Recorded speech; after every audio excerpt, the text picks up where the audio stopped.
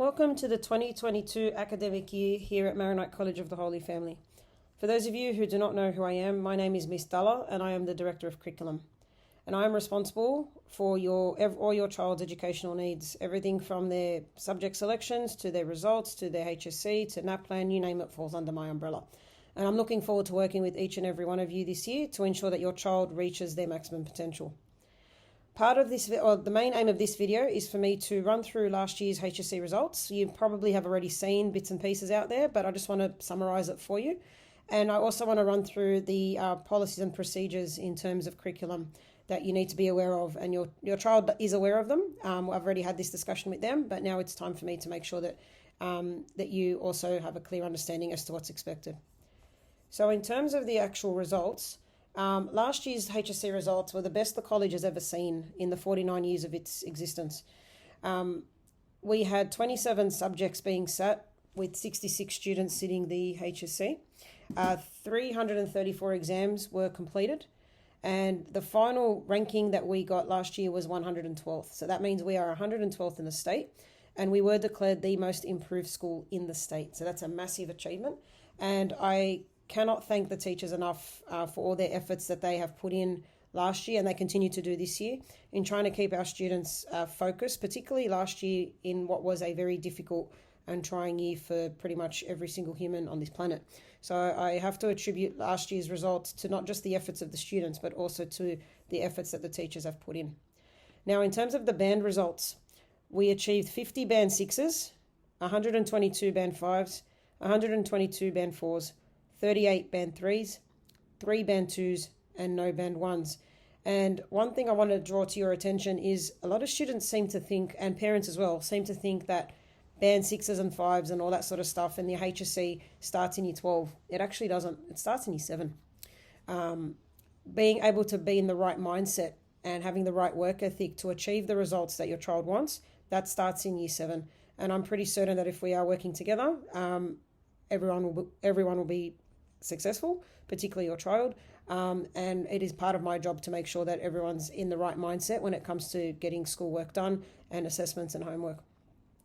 Now, also in terms of the results, if I compare Maronite College to the state from the examination results, 81% of our subjects had a higher exam average than the state, and 19% had a lower HSC exam average than the state. So that is absolutely brilliant results there. I am still quite overwhelmed with how the results went in 2021.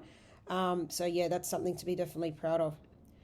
So if we're going to do a band comparison, so what I've got here is I've got our band comparisons from 2017 right through to 2021. Clearly you can see from a band 6 perspective, we have gone up, and it's a considerable jump from 2020. It's a considerable jump from every year from 2017. Same thing for the band 5s. Now, our band 5s have been relatively consistent with slight jumps each year. We did take a small dive in 2020, but we've come back again in 2021, and we are at the highest that we've been in band 5s. For those of you who don't know, a band 5 is an 80 to 89%. A band 6 is a 90 to 100%. Then we hit the band 4s, which is the 70 to 79%. In 2017, they were quite high. By the time we get to 2021, they are dropping. Now, that's not a bad sign. In fact, that's a good sign, because you want your band 4s to be pushing into the band 5s. So those kids or those students who are achieving in the 70s, we really want them in the 80s. And that's what happened this year, that we got more band 5s than we did band 4s, which is an awesome achievement. Then we move into band 3. Now, this is a diagram that I actually quite like because the numbers are going down. You definitely want your band 3s to drop. That's your 60%. A lot of students seem to think 50% is a pass mark. So do parents, unfortunately. But in actual fact, it's not. In the HSC, there are 6 bands, and half of 6 is 3. And the band 3 percentile is 60 to 69. So if your child is working to less than that 60% average, and it's not the best that they can do, and we both know that, then yes, I'm going to come down a little bit harder on them to try and get those results up a little bit more and get them reaching their full potential. Because let's face it, the more we push them, the better their result. The better their result, the more opportunities they'll have when they leave the college grounds. So these band 3s, I was very pleased to see that they were dropping. An even better looking graph is the band 2s. Now, band 2s is your 50 to 59. So can you see how that's not anywhere near a pass, because it's a band 2 and we've got 6 bands. we're very close to getting rid of them completely. Looking at 2020 to 2021, that is a beautiful drop, which means those students who are in the 50s have pushed into the 60s and some even into the 70s, which is a fantastic effort. An even better looking graph is the band 1. No band 1s in 2021, thankfully. They were gone. You can probably see that in 2018 and 2019, we got rid of them as well. For some unknown reason, let's blame COVID at this point, they returned in 2020, but now with 2021, they've actually completely gone. And I hope that we continue on that trail. So now in terms of the curriculum policy, just a reminder that when your child has received an assessment task, they need to make sure that they are submitting that on time, and they need to follow the submission instructions. Generally speaking, the submission will either be online through email or on Microsoft Teams. It could be straight to the teacher directly in their hand, or it might be at the KLA coordinator's office. They really need to pay attention to that. Now, if your child is sick on the day of an assessment task that is due, simply writing a note for them and saying, this is the reason why my son or daughter was absent, will not work. We need to have a medical certificate, and then your son or daughter needs to fill in the illness misadventure form, get the relevant signatures from the relevant teacher and KLA coordinator. You obviously fill in your part to explain what happened and sign it off. Medical certificate's attached. It comes to my desk. I then sign it off and then let the KLA coordinator know to give your child either an estimate or whatever it was that was agreed to in the form. So it's simply just writing a letter to say that they are absent is not going to be sufficient. Now, in terms of N warnings are issued when a student is not working to their capacity or they have not submitted assessment tasks or not meeting the outcomes for each course. Now, when you get your first N warning letter or your child gets their first N warning letter, in there'll be instructions on what they need to do to rectify that N warning letter. They get 2 weeks to do that. If within that 2-week period, the assessment has not been completed or whatever was stated wasn't done, we move to the second warning letter. Now, at that point, myself and Miss McCluskey will need to meet with you and your child to explain the seriousness of this. They will then get another 2 weeks to complete. Should that assessment not be finalised within that last 2-week window, unfortunately, I am pushed to give what is called an end determination. Now, an end determination means your son or daughter cannot, if they're in a HSC year, cannot sit the HSC for that subject. And in any other year, it could mean that they'll have to repeat the year because they did not meet all the mandatory requirements that NESA have put in place in order for them to move to the next stage. So it's a pretty serious event. So when students find it funny that they got an N warning, it's not a really good look.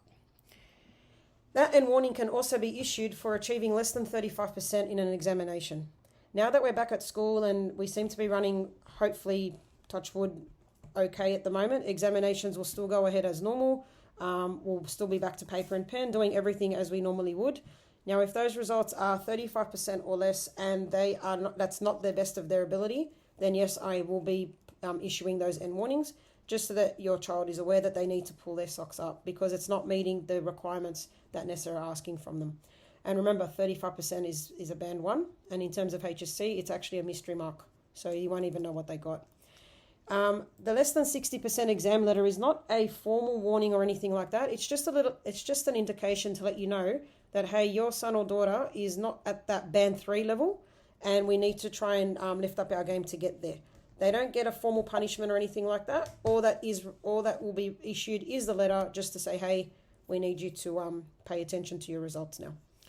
Sometimes I may have to place students on an academic management plan, and what that is that I will meet with yourself, your child, and myself, and we come up with some goals to meet and some strategies to achieve those goals. And then we review them maybe every couple of months or once a term to see how we're traveling.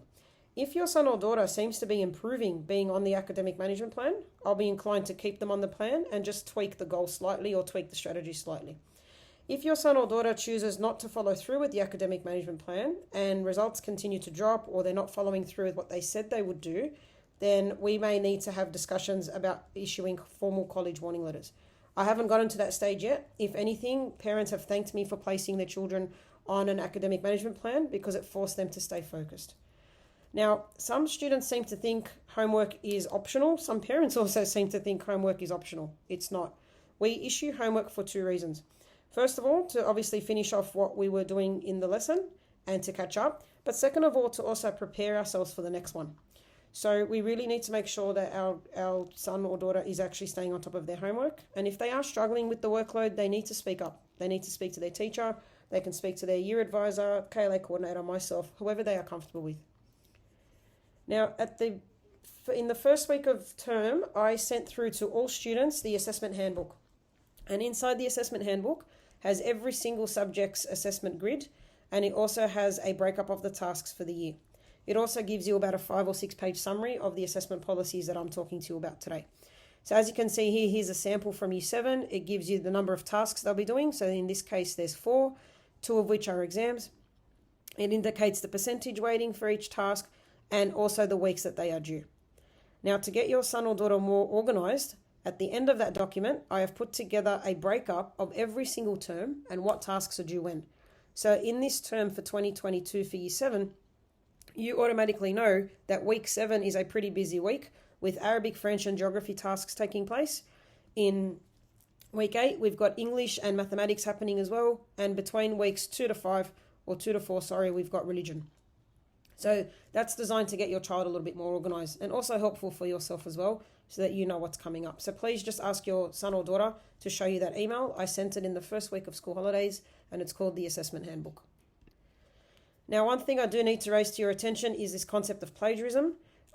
Plagiarism will not stand anywhere, whether you're at school or at university. If your child does plagiarise, they will receive a warning letter, they will receive 0 for the task, and they still need to complete it. It's a NESA mandate. I can't do anything about that. Also, in terms of the student calendar, if your child is in Year 7 or new to the college, they do need to download the student calendar. Instructions have been emailed by Miss Sharbeen on how to do that, but if they're still struggling, get them to see Miss and she'll show them how to do it. And as you are aware, we are a BYOD school, so your child must bring their device to the college. Student emails need to be checked regularly, at least 5 times a day. That's the way we communicate with our students, whether it's through emails here or through emails on Teams. They need to keep themselves up to date. Simply not checking will not help because that's going to put them further behind. Okay, so as you're probably already aware, we use Microsoft Teams as our learning platform. It's part of your child's learning. They have to enroll in every course. They can't just sit through the whole year and not do that. Team codes have already been sent by Miss Sharbeen, so they should know already what to have done to do with that.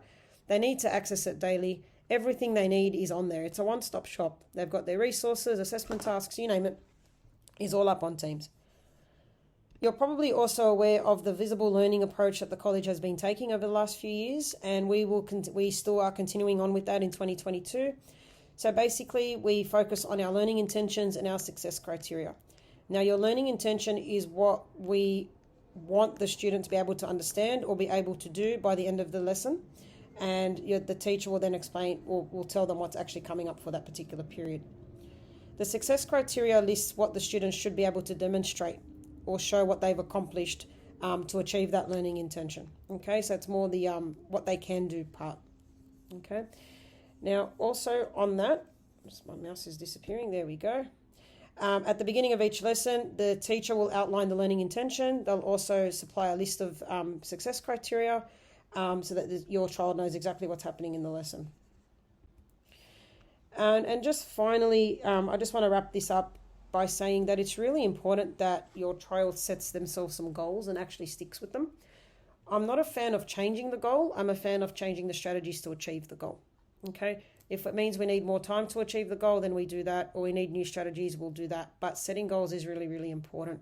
And in all my analysis of data I've been doing over the years, the biggest contributing effect on student learning is the expectation that they have of themselves. So we really need to be our students really need to start aiming high, having high standards, and having this concept of grit, where they build this resilience and keep pushing through, particularly when things are difficult. So that wraps this up for today.